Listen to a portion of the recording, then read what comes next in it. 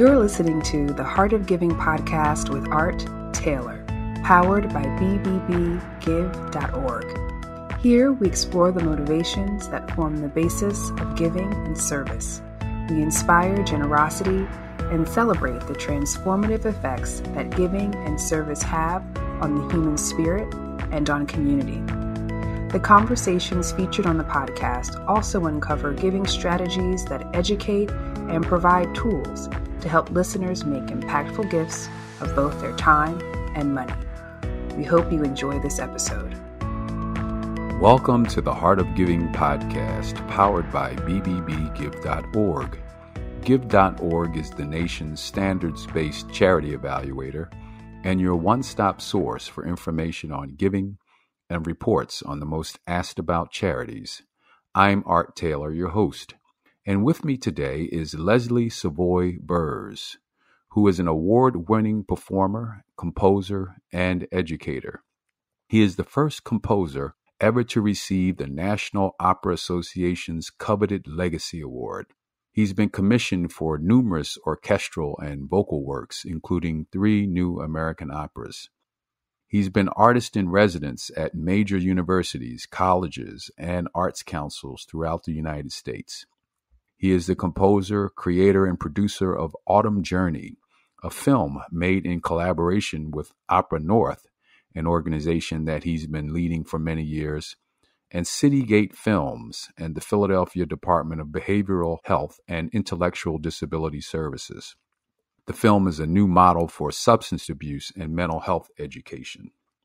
He's also been a collaborator with internationally prominent African American artists in the field of literature, music, art, and psychology to create and premiere musical works of multidisciplines and community value, including novelist, poet, and librettist John A. Williams, who was the recipient of the American Book Award, David C. Driscoll, visual artist, and the National Humanities Medalist awarded by President Bill Clinton, award-winning author, poet, and sculptor Barbara Chase Rabaud, the prize-winning author of 4 acclaimed, widely translated historical novels, including best-selling Sally Hemings.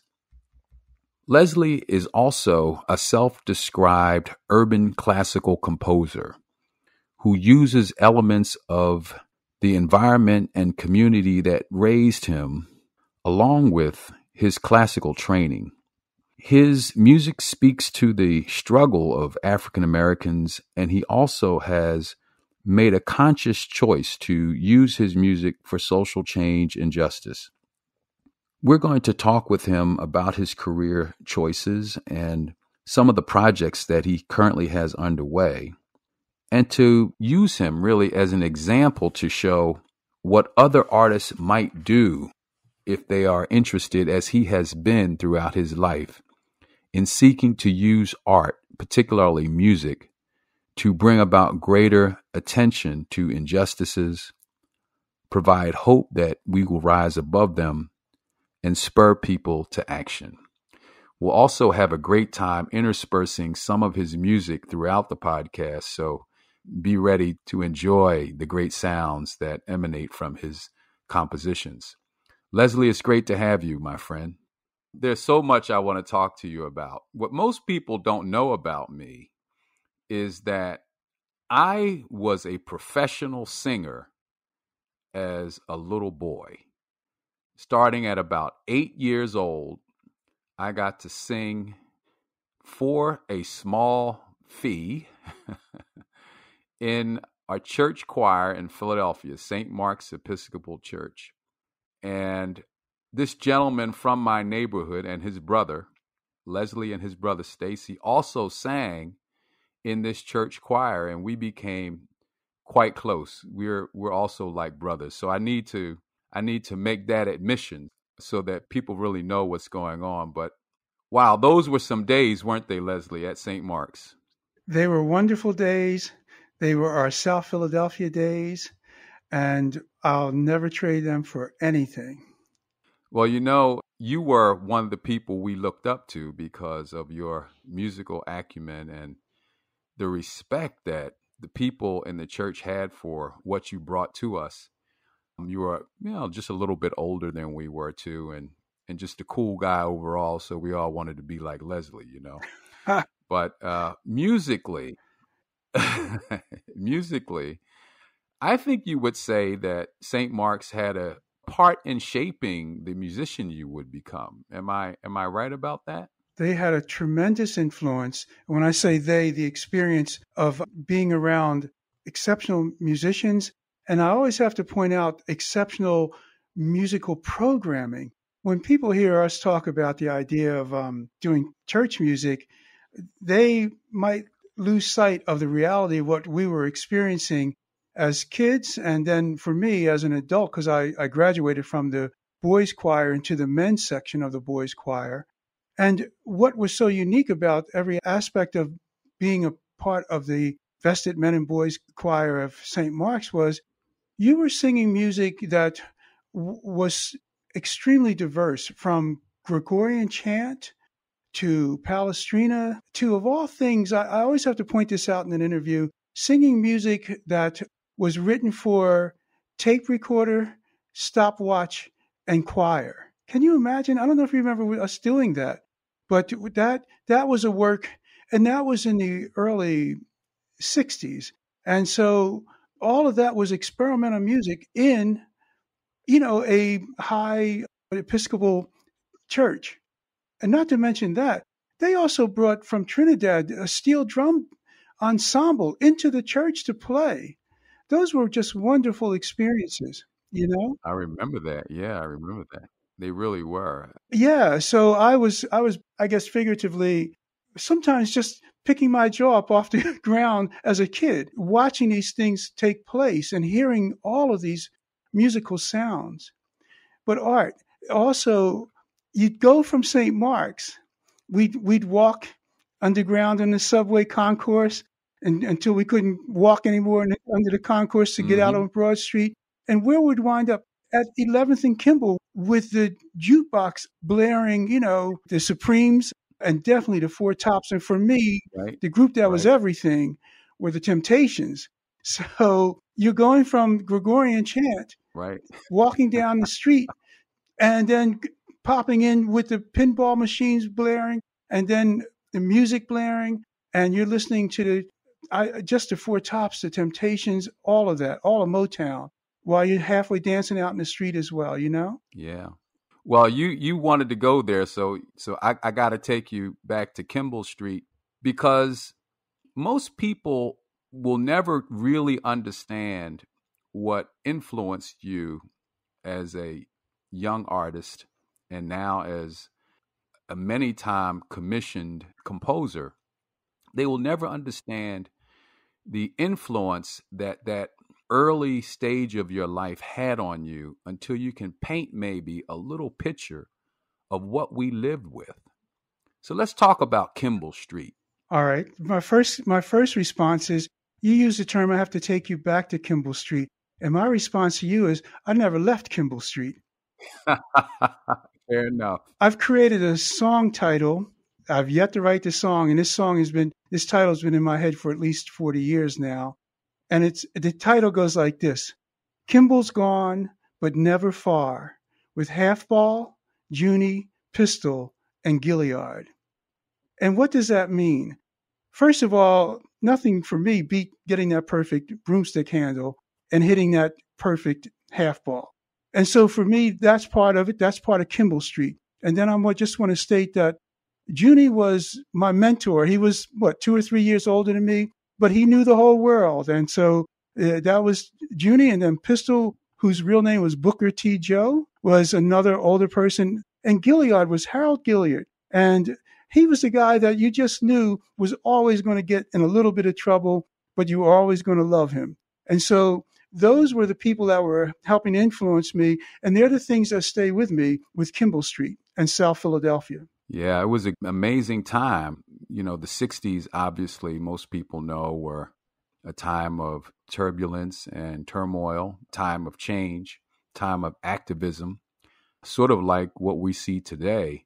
We've both had the opportunity, if you would, the experience, certainly, to live through or live within now two periods in our nation's history that have been sort of filled with events that drive change.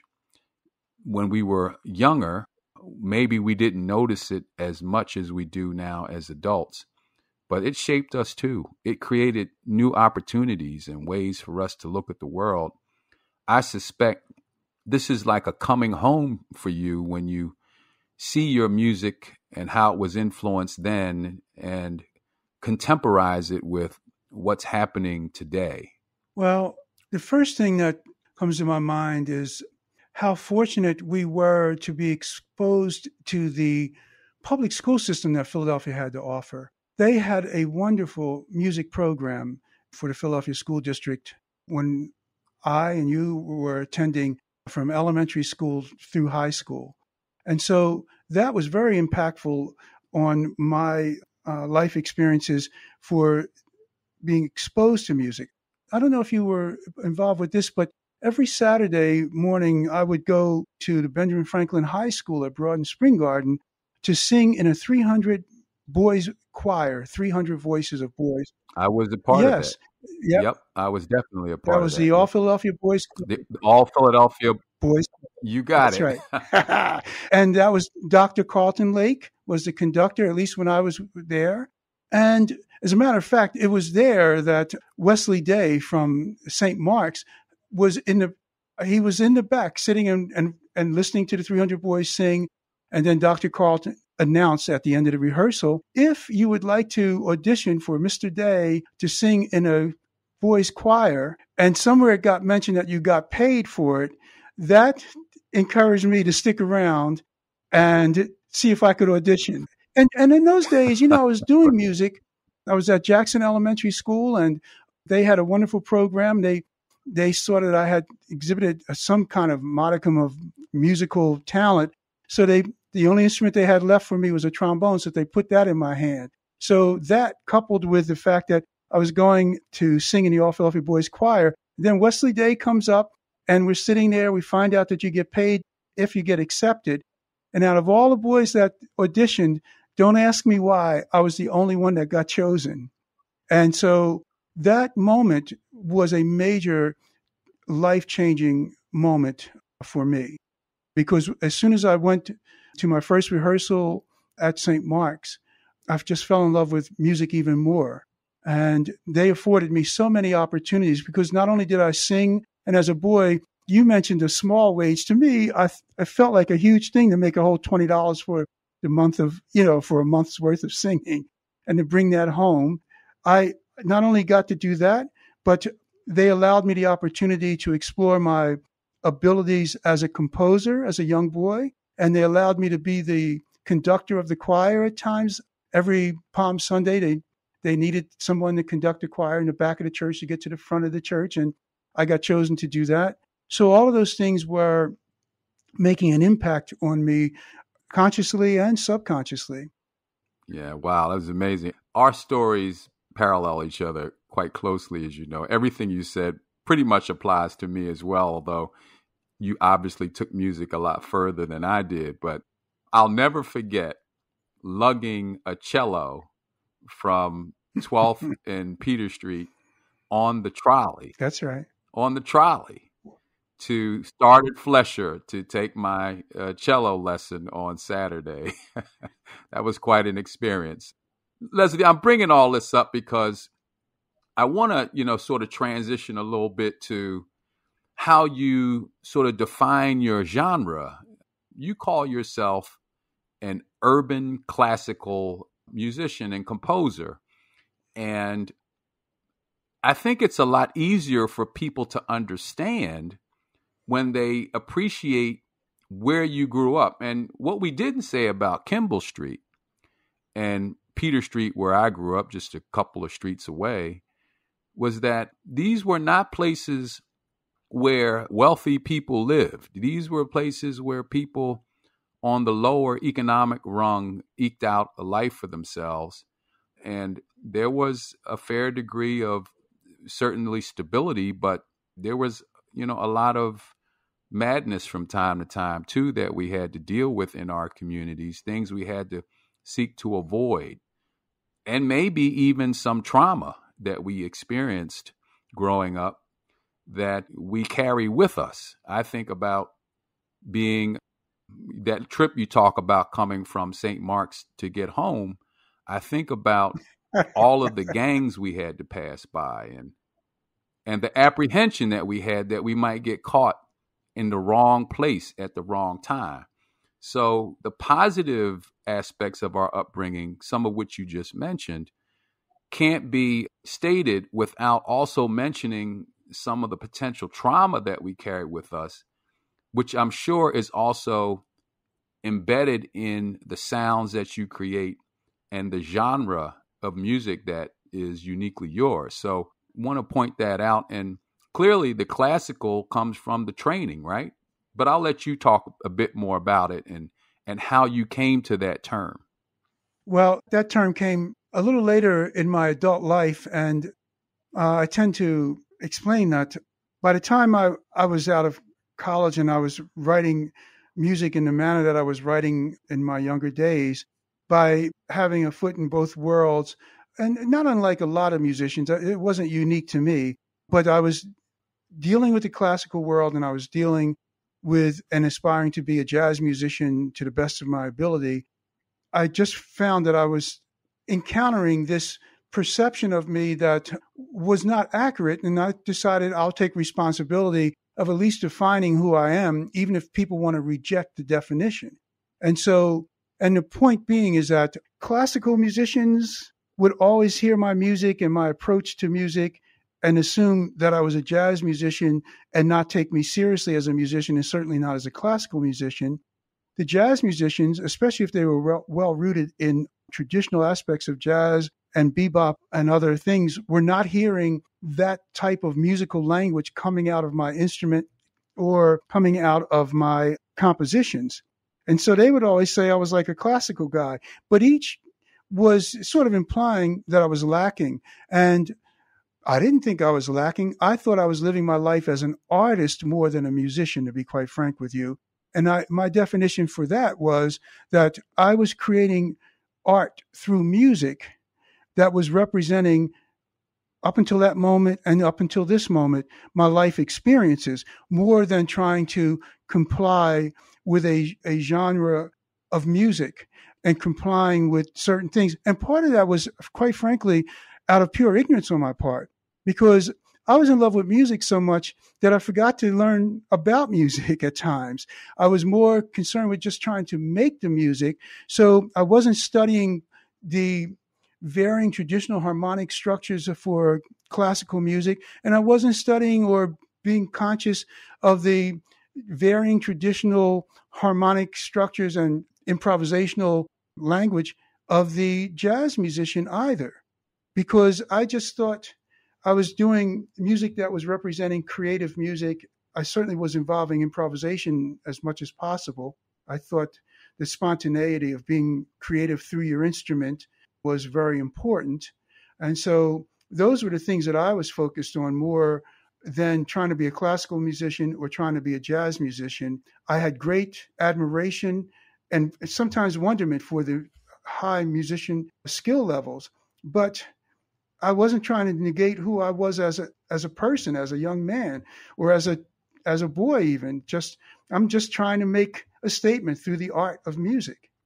I decided, okay, I don't want people to tell me that I'm not a jazz musician or I'm not a classical musician. So I just knew that I was incorporating, melding those things. And frankly, it wasn't even deliberate, because that's the other thing. Sometimes that can come, and people have done it over the course of time, where it's contrived and you're imposing one style on another.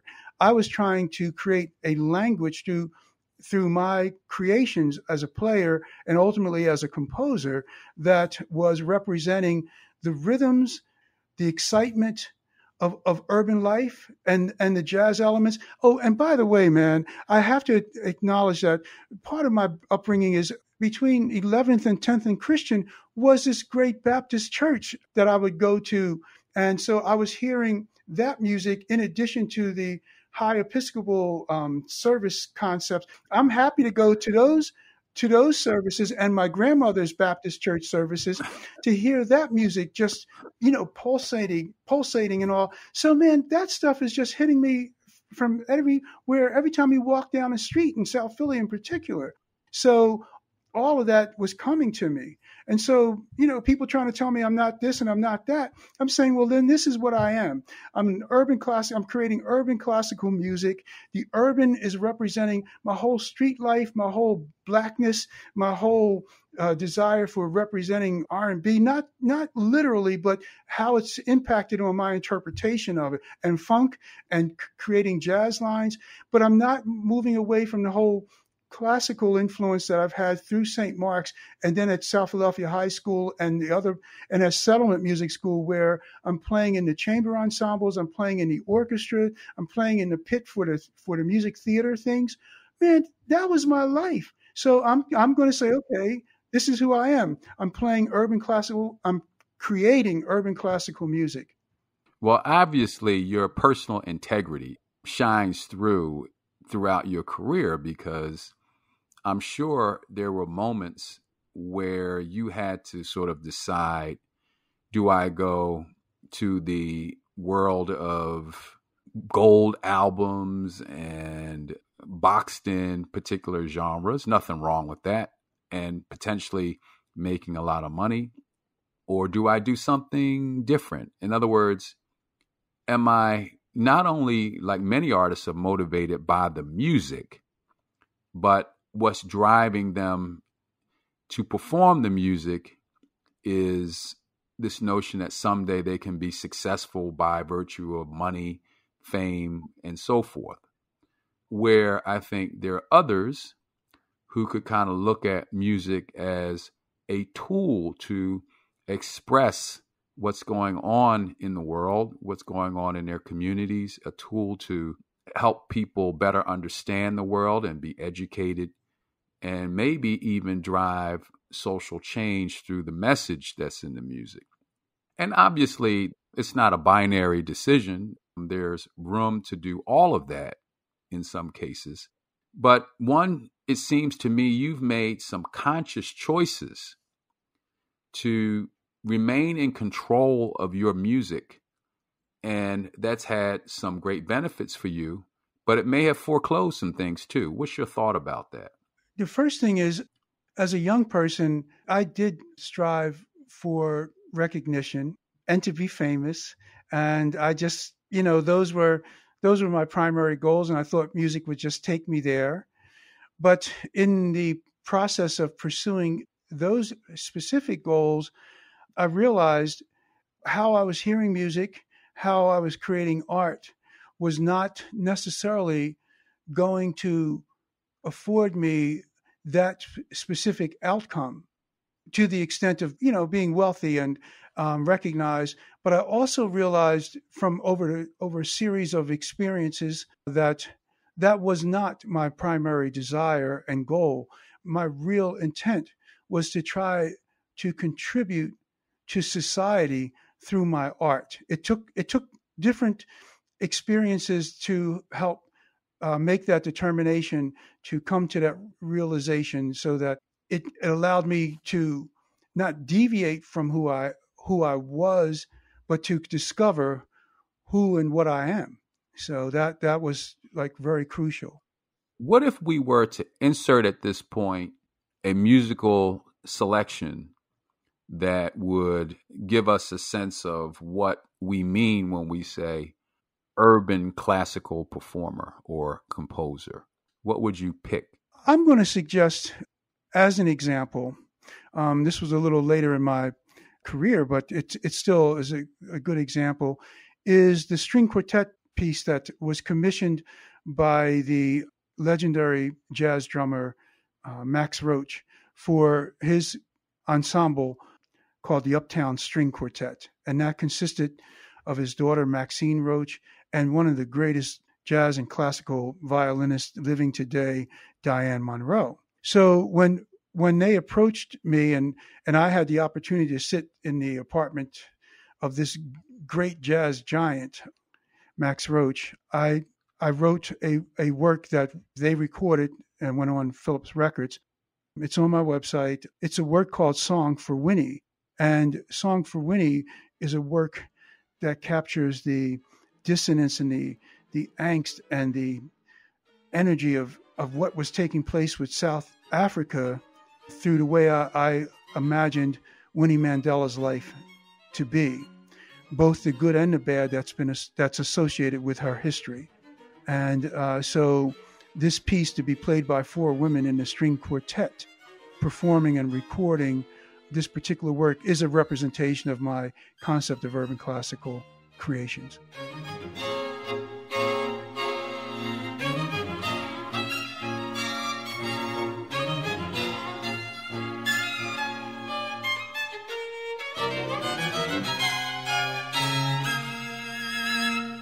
I really see what you mean, Leslie, by the concept of urban classical music, listening to that piece.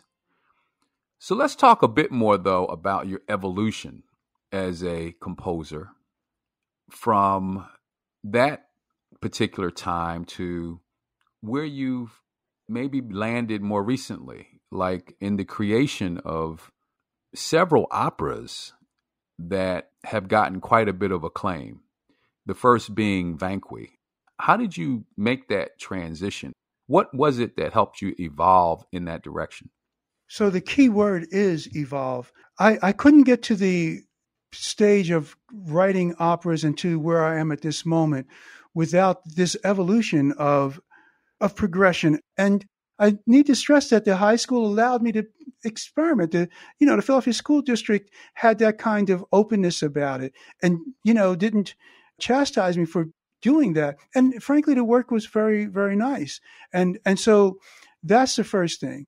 And so as an instrumentalist, I decided, okay, I definitely want to write music as much as anything else. Then St. Mark's inspired me to want to write music for choirs because that sound that I was surrounded with that, and then the Philadelphia Boys Choir was amazing. And what I want to point out when I'm giving you this relative, maybe potentially drawn out history is these are all singular elements that ultimately become a collective aspect of what opera is. That's where I'm going with this.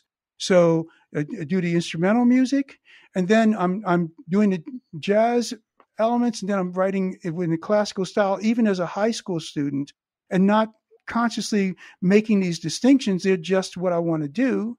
And so I then said, okay, after a point, I loved jazz big band. And, I was fortunate enough to be invited by Mercer Ellington when I was a very young man to go on the road to play with him and the Duke Ellington Band. And so I'm saying all that to say, so I've got the jazz big band, not only from the high school experience, but then in one of the most renowned, one of the most prestigious big bands to ever exist in history, musical history, being surrounded by all those players and letting that impact on me. And then saying, all right, I think I'm ready and I want to write for an orchestra. And so that was my next goal, was to write for orchestra. And by being at this point in my adult life, I was an affiliate artist, which was an organization in New York that sent me all around the country to do residencies. The Alabama Symphony approached me saying they would like me to be their artist in residence. They were assuming that I was going to play traditional orchestra repertoire. And I said, I'll be happy to do this, but I would only want to play my music. And I was using that as an opportunity to create new orchestra works. And when I told them that, they literally looked at me like I was crazy because they asked the question, have you ever written for an orchestra? And I had to say, well, no, I haven't.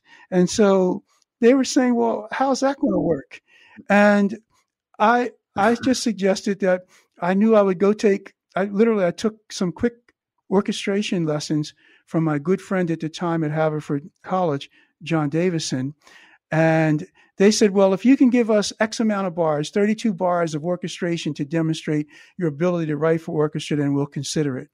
And so that's what I did. I took one of my compositions that was a tribute to the great composer William L. Dawson, I took that piece that I'd already written for in one context and orchestrated that work. And I'd like to point out that the title of that piece is called Sundawn, Mr. Dawson's Strut. And Sundawn is a play on Mr. Dawson's last name. I reversed the two syllables so that because if you're in his presence, he's bringing nothing but sunshine and beauty once you're in his presence. And so I flipped the two syllables from Dawson to Sundawn. And just a quick thing, I've got to watch Mr. Dawson in the process of conducting the men's glee club at the University of Pennsylvania under the direction of Bruce Montgomery, where the men were not quite singing this phrase properly. And Mr. Dawson just stopped them and he said, look, I need you to sing this right. I'm paraphrasing him, but he said, now just watch me. He said, watch me as opposed to listen to me. And what he did was he walked across the floor in a rhythmic pattern to convey the way he wanted them to sing his composition properly for that rhythmic passage. It was the most astounding moment. You could hear a pin drop. Wow. And so that's where Mr. Dawson's strut comes from. That's what was influencing me. Here's a little portion of it.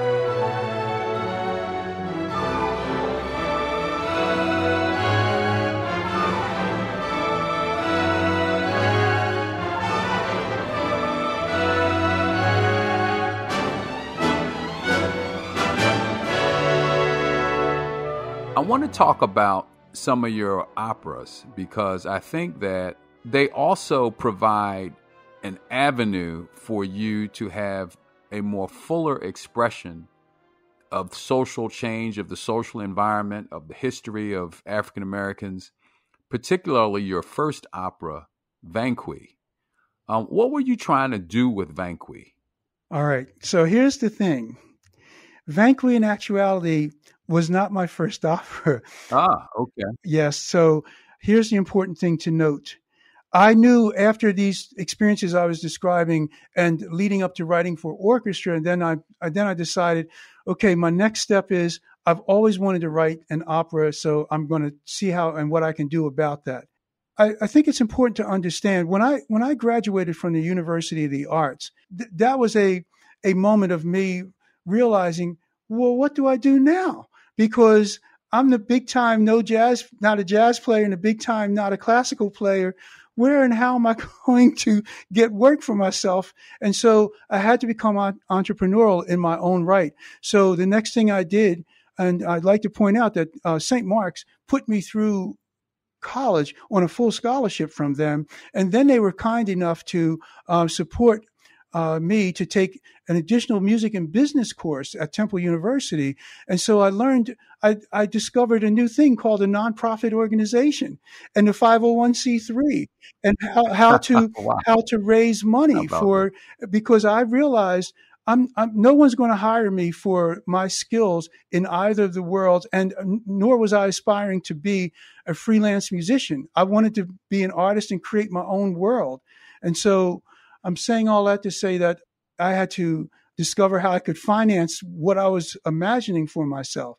And so I went on to create a nonprofit organization called the Creative Artists Workshop. We'll get to that in a few minutes, but to get back to your question about the opera. So one of the first things I discovered is, and in the 70s, I should say, there were many, many opportunities for grant awards. And after taking the business of music course at Temple, I discovered the means and skills to write grant applications and proposals. And so one of the things that I wanted to do was see if I could write my own opera.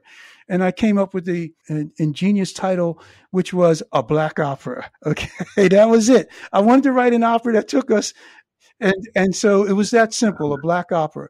And so I approached a friend who was teaching at Masterman. I was just amazed at her abilities. And so I asked Gloria if she'd be willing to write the libretto for this Black Opera. And somehow I wrote a grant, and we got funding from the National Endowment. And what I knew was going to be unique about this opera was that it was going to consist of both jazz musicians as well as classical musicians. And these classical musicians included Booker Rowe, who was playing in the Philadelphia Orchestra.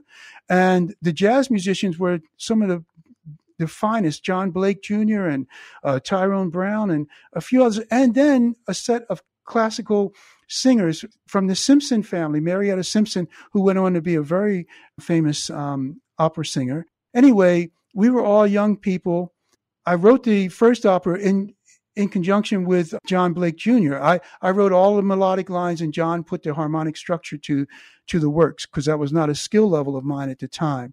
So what I'm trying to say is that was my first opera. And in the audience was, Livingston Biddle, the head of the NEA from, Bailey Banks and Biddle. And he was in attendance for the premiere of that work at the then Afro-American Museum in Philadelphia. And so that was telling me, this is how I want to get on with my life. Okay. That was like in the late 70s. And then because of that, that's what encouraged Mercer Ellington to approach me. And we attempted to create funding, I should say, more than anything. And I assisted Mercer in finding funding to then allow for the completion of the Duke Ellington opera, Queenie Pie. And so that gave me the opportunity to go after one of the most famous African-American / American writers, because we were looking for someone to write the libretto. And when he said, do you know anyone? I said, well, I'm going to reach out to the person that I loved as a writer at that moment. And that was John A. Williams. John A. Williams didn't know me from Adam, but this is indicative of my whole life, man, is that I just said, I did a cold call. I got his number somehow. I called him and I said, would you consider doing this? And one of my standard goals is always go to the source, man. And always go for my biggest dreams. Don't half step for the dream. Let somebody else tell me that the dream can't happen and that they're not going to permit it. And then that's going to encourage me to still attempt to do it. But I always came to the decision that I'll make my own way. And part of making my way is going after whoever I thought was going to best assist in the accomplishment of those goals. And so there was John A. Williams. I mean, he accepted, and we had our first meeting with Mercer, where Mercer invited us to come to the Broadway premiere. Well, not literally the premiere, but during that time period, to come to the premiere of Sophisticated Ladies on Broadway. So it was going to be the first time I was ever going to meet my idol as a writer, John A. Williams, by going to New York. And I was so scared to meet John that I had to ask my brother, who was then the head of the United Negro College Fund in New York. I said, man, you got to come with me. And that's Stacy. And I said, you got to come with me and we'll meet John. And so the three of us get together and we're walking our way to the theater on Broadway. And as nervous as I was, my brother was just as loose as you could ever imagine. And so he helped break the ice and allow for the three of us to become the best of friends in a matter of minutes. That was my early attempts at opera, okay? From a young man in his 20s to present day, my interests, aspirations, and skill levels to write opera have evolved in varying ways, but one constant remains for why I write opera. The operas I'm creating portray characters of strength, self-respect, willingness to endure and prevail in spite of the obstacles they encounter that are intended to beat them down, to succumb to the dictates of others. These characters are primarily African American, but not exclusively. Their sense of humanism and dignity stays intact under the most difficult of circumstances. Here's another thing that I've always assigned to myself. I always assign to this day that I will imagine something that I want to accomplish, but understand that it might be 1 to 2 to 3 rungs higher above who and what I am capable of doing at that time. But I would know in my heart I could accomplish that. I can reach or develop those skills if I could provide the opportunity for myself.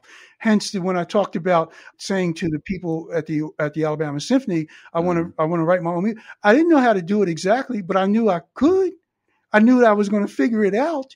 And so that, and when it was time for me to be entrepreneurial, because I knew nobody was going to hire me for anything as soon as I got out of college, I figured out how to do that. And so I figured out that, okay, man, just go figure it out. And that's what I did. And I started getting, in those days, it was just a lot easier to get grant awards if you had the wherewithal to pursue them and write them, you know. That's like a standard aspect of my persona, of who I am and how I get on with things. Aspire beyond what my skill might be, but knowing that I will. And I've fallen on my face from time to time, but more times than not, I have not. And I've elevated whatever it is that I was going after. So I'm saying all that to say that when I was approached by Opera Columbus, they were doing a national search to get a new opera commissioned and premiered concerning the issues of slavery. They did the national search. I submitted whatever, and I went out and the equivalent of auditioning by doing community engagement activities with them and sitting for the interviews and all that. They opted to choose me to be the writer, the composer. And then they asked, do you have a recommendation for a librettist? I called John A. Williams because I knew this was my aspiration. This was a dream. And we hadn't talked in a few years. He picked the phone up and it was like we hadn't missed a beat. And he said, sure, okay, I'll do that. And then we went from there to then create the opera Vanquit with Opera Columbus. I shall summon for a purpose great.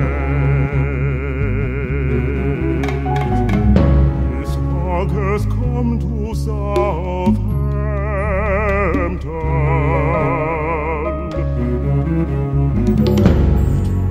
So what was the theme of the opera, and what did you want it to achieve, and do you think it achieved it? They wanted us to write the opera based on this children's book.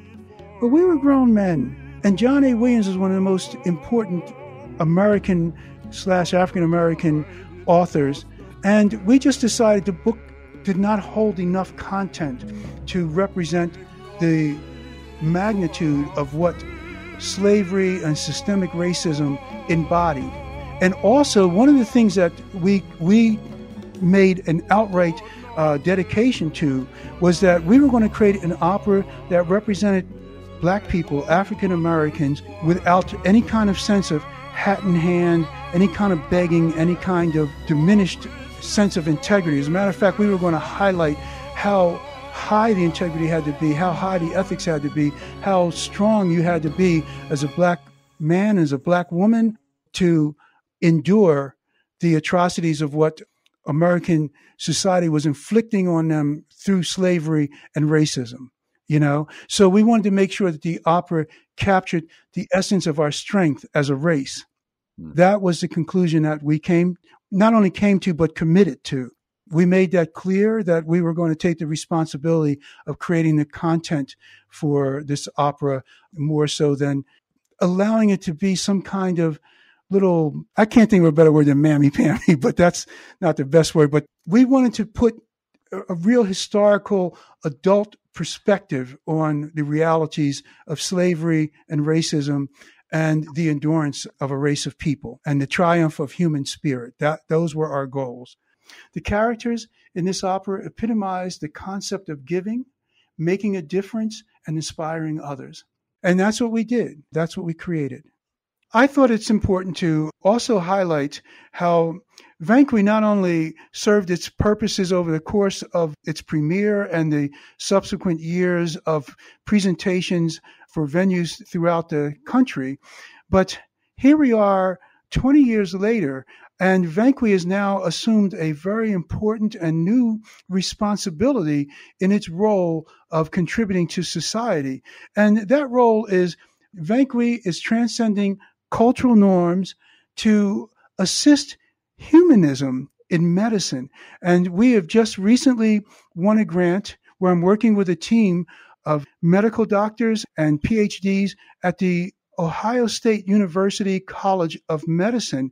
And the grant is allowing us to make use of Vanqui to explore and address the issues of systemic racism, racial injustice, and humanism in medicine, which I'm really, frankly, astounded and very proud to be associated with. Wonderful. Music and humanism. How powerful. You can hear more of Leslie's music at his website, leslieburrs.com, and I encourage you to check it out.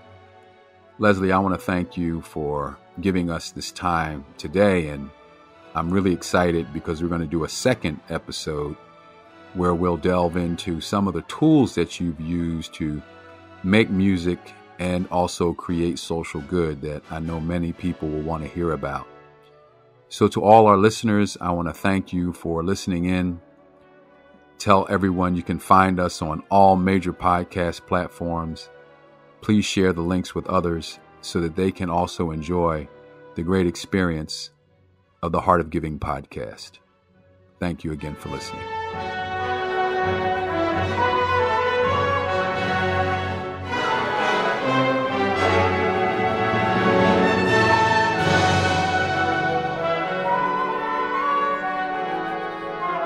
You've just listened to the Heart of Giving podcast with Art Taylor. Be sure to tune in next time for a brand new episode. To listen to our other interviews, visit heartgiving.podbean.com.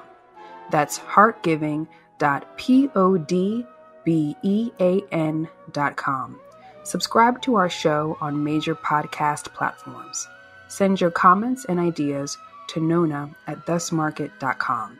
That's Nona@thusmarket.com.